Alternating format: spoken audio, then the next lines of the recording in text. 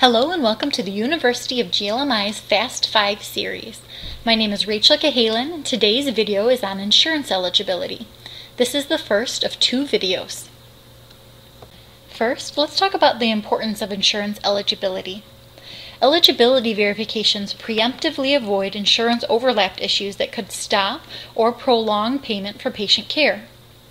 If insurance verifications are done at the beginning of each month and each episode, it will help clinical staff to complete the correct clinical documentation in a timely fashion. This will also help to reduce the lengthy payment delays that occur while waiting for episodes to be discharged and then readmitted due to insurance overlaps. Open enrollment for Medicare HMOs is November 15th to December 31st each year. The Medicare open enrollment period occurs once a year to allow patients eligible for Medicare to find health care coverage that better suits their health and financial needs. GLMI Billing Services highly recommends that agencies verify eligibility for Medicare and Medicare HMO patients twice a month, both during this period and for the period of 2 to 3 months after December 31st. If the Common Working File is updated, it is caught immediately and your agency will be able to take the necessary steps to update your client records. There are several key pieces of information that are necessary to perform an insurance verification. The patient's first and last name, the date of birth, their Medicare number, Social Security number, and any insurance information received for the patient at intake. All of this information is required prior to completing any type of eligibility verification. GLMI Billing Services also recommends that you make a copy of the patient's Medicare or other insurance card if possible to keep in the patient's record. Now that we have this information, we'll talk about how we can use it to verify a patient's eligibility. Now the following is needed for Medicare verifications. You will need the Medicare effective date, Medicare term date, HMO overlap, LGHP overlaps, and is the insurance primary over Medicare, workers' comp overlap, and whether this insurance is related to the patient's care. These Medicare verifications can be completed through Medicare HIQA or HIQH if you have access to the Medicare system. We recommend that each time a Medicare verification is completed, all pages of the verification should be printed and put in the patient's chart for future reference and to document the Common Working File at the time of verification. When completing these types of verification, always review the patient's Part A Medicare effective date, as well as check the Part A term date. This is important in case the patient decides they no longer want to receive Medicare benefits or if the coordination of benefits makes a mistake. Due to the open enrollment period, it is very important to verify if your patient has elected an HMO. Most importantly, you'll want to know the HMO's effective date and/or the term date, as this may require your clinical staff to discharge and readmit the patient, so that your biller can properly bill either Medicare and/or the HMO. If a large group health plan or workers' compensation overlap is noticed, these may be primary to Medicare or may require your biller to complete special coding on your claims.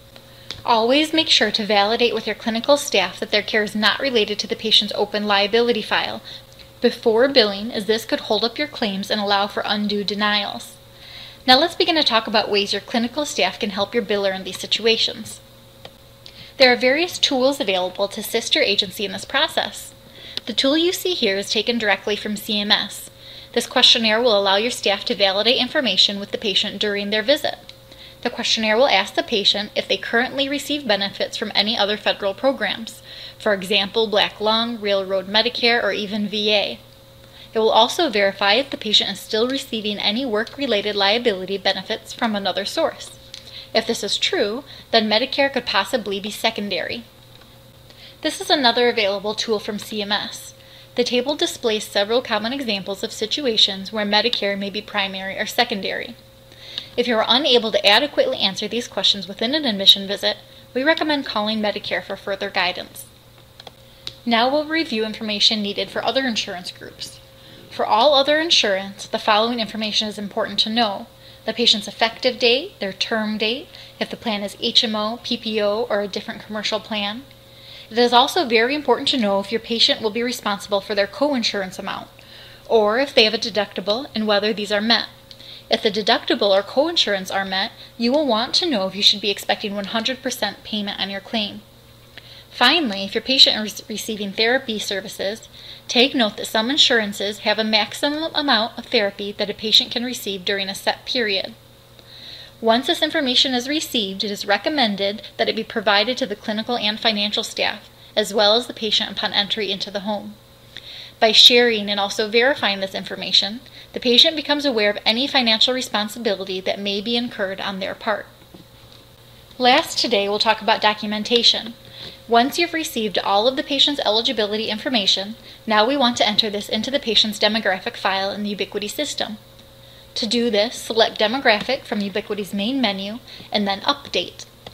After selecting your client, the Demographic Update window will display. Choose the Insurance Information tab. In this example, Henry Hart currently has Medicare. The patient's policy number is located in the next field.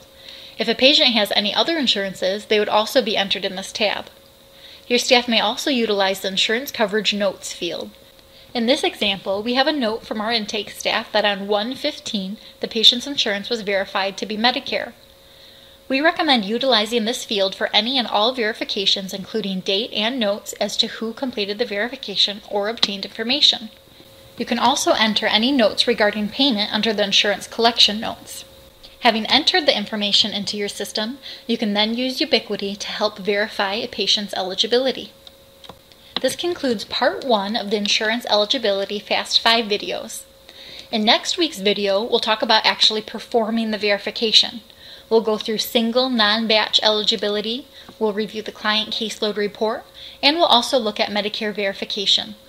Thank you for joining us as we continue the Fast 5 series.